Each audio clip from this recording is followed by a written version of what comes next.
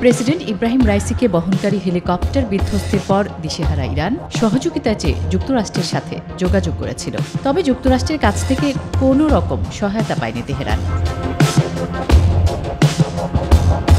তেহরানের সহযোগিতা চাওয়ার কথা স্বীকার করেছে খোদ যুক্তরাষ্ট্রই। মার্কিন পররাষ্ট্র দপ্তরের মুখপাত্র ম্যাথিউ মিলার এ তথ্য জানিয়েছেন। এমন খবর দিয়েছে রয়টার্স। মিলার জানান, ইরান যুক্তরাষ্ট্রের কাছে সহায়তা চেয়েছিল, তবে শেষ পর্যন্ত লজিস্টিক কারণে সেটি দেয়া সম্ভব হয়নি ওয়াশিংটনের। তিনি আরও বলেন, বাইডেন প্রশাসন তেহরানকে সহায়তার প্রতিশ্রুতিও দিয়েছিল, তবে সেটি সম্ভব হয়নি।